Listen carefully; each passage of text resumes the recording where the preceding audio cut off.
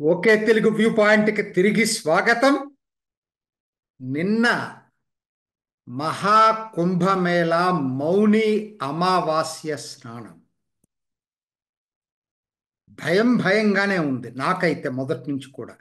ఎందుకంటే 10 కోట్ల మంది వస్తారని చెప్పి అంచనా అనొచ్చు మీరు.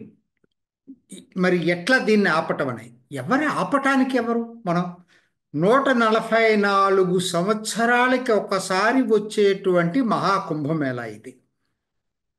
సో భక్తులకి ఆ పవిత్ర దినాన స్నానం చేయాలనేటువంటి నమ్మకం, విశ్వాసం, దాన్ని ఎవరు ఆపటం అనేది సాధ్యం కాదు. అది మరి నిరూపణ అయింది. ఎందుకంటే చనిపోయిన తర్వాత కూడా అసలు 7.5 కోట్ల మంది స్నానం చేశారంటే చనిపోయే భయం కన్నా కూడా ఎట్లయినా సరే మనం మౌని అమావాస్య రోజు స్నానం చేయాలనేటువంటి కోరిక చాలా చాలా డామినేట్ చేస్తూ ఉంది. అది దాంట్లో ఉన్నది. వేలాది సంవత్సరాల నుంచి వస్తున్నటువంటి విశ్వాసం అది.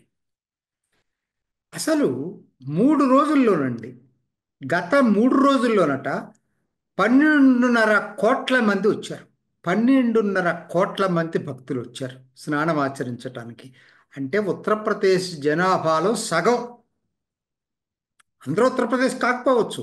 అంటే 25 కోట్ల జనాభా ఉండే అతిపెద్ద రాష్ట్రం ఉత్తరప్రదేశ్ అయితే ఒక చిన్న ప్రదేశంలో 12.5 కోట్ల మంది గుమికూడటం అనేది 3 రోజుల్లో, మరి ఇది ప్రపంచ వింత, ప్రపంచ రికార్డే కాదు. అసలు దానికి భక్తులలో ఉన్నటువంటి కోరిక దీన్ని బట్టి తెలుస్తూ ఉంది. నేను ఇదంతా ఎందుకు చెప్తున్నానంటే, ఒక విధంగా ఆ స్థాయిలో భక్తులు రావటమే కాదు, ఏ మాటకు ఆ మాట చెప్పాలా, ఈ స్థాయిలో అరేంజ్మెంట్స్ కూడా ఇంతవరకు ఎప్పుడు జరగలేదు. యోగి ఉన్నాడు కాబట్టే ఇంత పెద్ద ఎత్తున అరేంజ్మెంట్స్ చేయగలిగాడు. చాలా ఒక పెద్ద మహాయజ్ఞంలాగా చెకప్ చేశాడు దీన్ని. జరుగుతుంటాయి కొన్ని, మన చేతిలో ఉండవు. ఎందుకంటే ఎంత ప్రయత్నం చేసినా జరుగుతూ ఉంటాయి. అయితే గుర్తుపెట్టుకోండి, సంఘటన జరిగిన కొన్ని గంటల్లో పరిస్థితిని తమ చేతుల్లోకి తీసుకురాగలిగింది సెక్యూరిటీ. అది కూడా గొప్ప విజయమే. చాలామందికి ఇది అర్థం కావట్లేదు. చనిపోయిన తర్వాత అన్ని కోట్లాది మంది జనాన్ని కంట్రోల్ చేయటం అంటే మామూలు విషయం కాదు. కానీ కంట్రోల్లోకి తీసుకురాగలిగారు. ఇప్పుడు ఆలోచిద్దాం, అసలు ఏం జరిగి ఉంటుంది అక్కడ ఆలోచించినప్పుడు మనకు వస్తున్నటువంటి వార్తలన్నిటిని క్రోడీకరించితే అన్నిటికన్నా ముఖ్యమైనది ఒకటండి, మౌని అమావాస్య స్నానం చేయాలనే కోరిక నంబర్ 1. అందుకని భక్తులు మీరు ఎన్ని వద్దన్నా వస్తారు. అంటే ఈ మధ్య ఆ చైతన్యం కూడా, అవేర్నెస్ పెరిగింది, కమ్యూనికేషన్ సిస్టమ్ పెరిగింది కాబట్టి న్యాచురల్గా ఇంకెక్కువ మంది వస్తారు. అయితే ఆ వచ్చే వాళ్ళతో వచ్చిన ఇబ్బంది ఏంటంటే ఆ కోరిక తప్పులేదు, కానీ దానికి దానికి తగ్గట్టు అరేంజ్మెంట్స్ చేశాడు యోగి. అయితే వీళ్ళందరూ ఇంకొక కోరిక ఏంటంటే, ఈ కోరికే ప్రమాదకరమైన కోరిక. అందరూ కూడా ఆ సంగం నోసు దగ్గరే స్నానం చేయాలని చెప్పి డిసైడ్ చేసుకున్నారు. ఎన్నో ఘట్టాలు, ఎన్నో ఘాట్లు క్రియేట్ చేశాడు. అదవరకటితో పోలిస్తే 2013తో పోలిస్తే చాలా ఎక్కువ ఘాట్స్ క్రియేట్ చేశాడు. చాలా ఎక్కువ స్థలాన్ని తీసుకొచ్చాడు యోగి. కానీ జనాలందరికీ ఏంటంటే ఆ సంగం నోస్ ఏదైతే ఉందో, గంగా యమున సరస్వతి కలుస్తాయని నమ్మేటువంటి ప్రదేశం, ట్రయాంగిల్ లాగా ఉంటుంది చిన్న ప్రదేశం, అక్కడే ప్రతి ఒక్కరు స్నానం చేయాలని కోరుకోవటం ఈ స్టాంపేడ్కి కారణం. అది మౌన అమావాస్య రోజు స్నానం చేయటం, పర్టికులర్గా ఆ సంఘం పవిత్ర సంగమం దగ్గరే స్నానం చేయాలి, మిగతా ప్రాంతాల్లో చేయటానికి లేదు. ఏం చేయాలి మరి? ఆ, ఇంకొకటి, నిన్న జరిగే అయినా కూడా వాళ్ళు దానికి ప్రిపేర్ చేసుకుంటున్నారు, ఎన్నో మైకుల్లో చెప్తున్నారు. ఎంత చెప్తున్నా ఇంకొక ఇదేంటంటే క్రౌడు ప్రవర్తన కూడా చాలా బాధాకరంగా ఉంటుంది.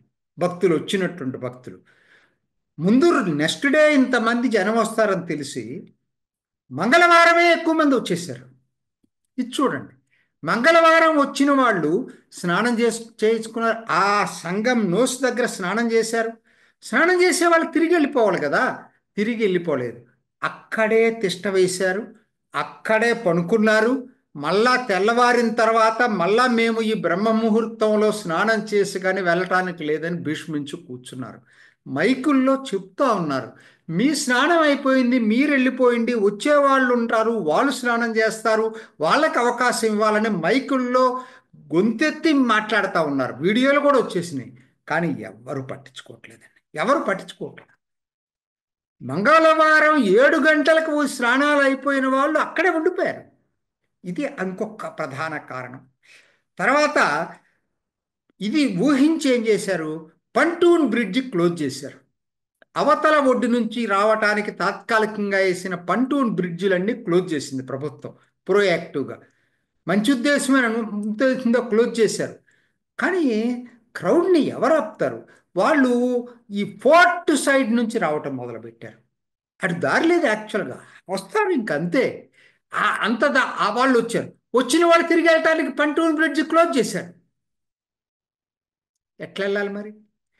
ఇట్లా ఒకదాని మీద ఒకటి, ఒకదాని మీద ఒకటి, ఒకదాని మీద ఒకటి. రాహుల్ గాంధీ చెప్పింది వాస్తవం కాదు, ప్రతిపక్షాలు రాజకీయం చేయటం వాస్తవం కాదు. విఐపీల కోసం చేయలేదు. ముందుగానే నేను ఉత్తరప్రదేశ్ ప్రభుత్వం యొక్క ప్రకటన చూశాను. ఇవాళ చూడలేదు, ఇవాళ కాదు, నిన్న కాదు, అంతకుముందే చూశాను. విఐపీలకు మౌన అమావాస్య రోజు అవకాశం లేదని స్పష్టంగా ప్రకటించారు. వాళ్ళు ముందుగానే ప్రకటించుకున్నారు దాన్ని. అయినా విఐపి ఘాటు ఆపోజిట్ సైడ్లో ఉంటుంది, ఇక్కడ లేదు. అది కూడా తెలియదు రాహుల్ గాంధీకి. ప్రకటన చేసిన సంగతి తెలియదు. విఐపి ఆ రోజు అవకాశమే లేదు విఐపీలకి అని చెప్పి, అందుకంటే వాళ్ళు క్లోజ్ చేశారు. విఐపి అనేది ఉండటానికి లేదు, మౌన అమావాస్య రోజు ఇంకొక రోజు రమ్మని చెప్పారు. రాజకీయం చేయాలి కాబట్టి మాట్లాడుతున్నారు. సో ఇవన్నీ పక్కన పెట్టేసేస్తే ఇవాళ ఇది పరిస్థితిని అదుపులో తీసుకొచ్చిన తర్వాత కూడా 7.5 కోట్ల మంది స్నానం చేశారండి. ఇంతమంది చనిపోయారు, గాయపడ్డారని చెప్పి తెలిసిన తర్వాత కూడా 7.5 కోట్ల మంది చనిపోవటానికైనా ఆ భయం కన్నా కూడా స్నానం చేయాలనేటువంటి కోరిక, ఇది భక్తుల్లో ఉన్నటువంటి విశ్వాసం. అయినా ఇది కొత్తదేం కాదండి. మహాకుంభమేళ ఎప్పుడు జరిగినా ఇటువంటి జరుగుతూనే ఉంటాయి. మొట్టమొదటి స్వాతంత్రం వచ్చిన తర్వాత అది మౌని అమావాస్య రోజు 1954 ఫిబ్రవరి 3వ తేదీ. ఆ రోజు 50 లక్షల మంది అక్కడికి వచ్చారనుకుంటే ప్రయాగ్రాజ్కి 800 మంది చనిపోయినట్టు అధికారికంగా ప్రకటించారు. అత్యంత విషాదకర సంఘటన అదే. దానికి ఒక కారణం కూడా ఉంది. ఇవాళ మాట్లాడుతున్నాడు కదా రాహుల్ గాంధీ విఐపి కల్చర్ అని. విఐపి కల్చర్ ఆ రోజు జరిగింది. నెహ్రూ స్వయంగా అక్కడికి వచ్చాడు చూడటానికి. ఏంటి ఇంతమంది వస్తున్నారు చూద్దామని చెప్పి, ఆయన్ని చూడటానికి కోసం అని చెప్పి తొక్కిసలాట జరిగింది. సో విఐపి కల్చర్ వలన చనిపోవటం ఎప్పుడన్నా జరిగిందంటే 1954 ఫిబ్రవరి 3 మౌన అమావాస్య రోజు జరిగింది. ఇప్పుడు కాదు, అది విఐపీలు బంద్ చేశారు ఈసారి. రెండోది 2013 అఖిలేష్ యాదవ్ హయాంలో ఫిబ్రవరి 10 మౌన అమావాస్య, అది రోజు, అది కూడా 3 కోట్ల మంది వచ్చారు. ఇప్పటికన్నా తక్కువే, సగ్గ లేరు. కానీ 42 మంది చనిపోయారు. అంటే నేను ఎవరిని బ్లేమ్ చేయటం కాదు ఇక్కడ. ఇవి జరుగుటం అనేది కోట్లాది మంది జనం, లక్షలకే క్రౌడ్ మేనేజ్మెంట్ చేయడం కష్టమైపోతుందండి. తిరుమల తిరుపతి ఆ దర్శనం దానికోసం అని చెప్పి 2500 మంది ఉన్న చోట తొక్కిసలాట జరిగి చనిపోయారు. అంటే ఆ యాటిట్యూడ్, క్రౌడ్ యాటిట్యూడ్ ఒకటి కూడా చాలా ఇంపార్టెంట్. ఏంటంటే ఒకరి తర్వాత ఒకరు వెళ్ళేటువంటి, మనకు భారత్లో అది మాత్రం చాలా తక్కువ ఉంది. దాన్ని ఆ యాటిట్యూడ్ మార్పు చేసుకుపోతే మాత్రం చాలా కష్టమైపోతుంది ముందు ముందులో కూడా. ఎన్నోసార్లు జరిగినాయండి. 1820లో హరిద్వార్ 450 మంది చనిపోయారు. 1820లో బ్రిటిష్ ఇండియాలో. 1840లో ప్రయాగ్రాజ్లో 50 మంది చనిపోయారు. 1986లో హరిద్వార్లో 200 మంది చనిపోయారు. 1906లో ప్రయాగ్రాజ్లో 50 మంది చనిపోయారు. 2003లో నాసిక్ కుంభమేళలో 39 మంది చనిపోయారు. 2010లో హరిద్వార్లో 7 మంది చనిపోయారు. అక్కడ దాకా ఎందుకు, మన గోదావరి కుంభమేళ పుష్కరాలకు కూడా చనిపోయారు. అంటే క్రౌడ్ ఎప్పుడైతే ఎక్కువ అవుతుందో దాన్ని మేనేజ్ చేయటం అనేది చెప్పటం చెప్పినంత తేలిక కాదు.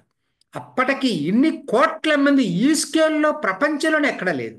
ఇంత పెద్ద దాంట్లో నాకైతే ఎప్పటి నుంచో భయంగానే ఉంది, ఏదో ఒకటి జరుగుతుంది అంటే. పో వాళ్ళు ఎంత సెక్యూరిటీ చేయొచ్చు, క్రౌడ్ మన చేతిలో లేదు కదా, వాళ్ళ కంట్రోల్. ఇవాళ కూడా ఏం జరిగింది అది, వాళ్ళు బ్యారికేడ్లు తెంపేసుకుని వెళ్ళిపోయారు లోపలికి. దాన్ని ఆపటం అనేది అంత తేలికైన పని కాదు. అప్పటికి ఎంత కంట్రోల్ చేయడానికి ఎంత కష్టపడ్డారు వీళ్ళు. హ్యూమన్ చైన్ ఏర్పాటు చేశారు సెక్యూరిటీ వాళ్ళు మొత్తం. ఏది అంబులెన్సులు వెళ్ళటానికి ఇదంతా కూడా అద్భుతంగా చేశారు. నా దృష్టిలో ఉత్తరప్రదేశ్ ఇవాళ ఇన్ని కోట్ల మంది రాగలిగిన, 10 కోట్లకు పైగా, 12.5 కోట్ల 3 రోజుల్లో వచ్చారు. ఒక్క రోజులో 7.5 కోట్లు. ఇది జరగకపోతే ఇంకా వచ్చేవాళ్ళు. వాళ్ళు బంద్ చేశారు, ఆపేశారు ప్రభుత్వం. యోగి కాబట్టి ఈ మాత్రం మేనేజ్ చేయగలిగాడు, అది మాత్రం మనం మర్చిపోవద్దు. అయితే ఇది గుణపాఠంగా తీసుకోవాలి. వచ్చి ఇంకా నెల రోజులు టైం, ఫిబ్రవరి 26 మహాశివరాత్రి దాకా ఉంది. ఇది ఒక మహాయజ్ఞం. ఈ యజ్ఞం యోగి సక్సెస్ అవుతాడని, ముఖ్యంగా 3 ప్రధాన ఘట్టాలు, ఫిబ్రవరి 3, ఫిబ్రవరి 16, ఫిబ్రవరి 26, ఇవి ఎటువంటి ఇంకా ముందు ముందు ఎటువంటి దుర్ఘటనలు జరగకుండా జరగాలని కోరుకుందాం. అన్నీ సవ్యంగా జరగాలని చెప్పి ఆశిద్దాం. ఇది ఈనాటి ఓకే తెలుగు వ్యూ పాయింట్. మరొక ఎపిసోడ్లో మళ్ళీ కలుసుకుందాం. నమస్తే. చూసారు కదండి, మరి ఈ వీడియో కనుక మీకు నచ్చినట్లయితే ఒక లైక్ కొట్టేసి మీ అభిప్రాయాన్ని కూడా కామెంట్ బాక్స్లో తెలియజేస్తూ ఇలాంటి ఇంట్రెస్టింగ్ అప్డేట్స్ కోసం మా ఛానల్ని సబ్స్క్రైబ్ చేసుకోండి.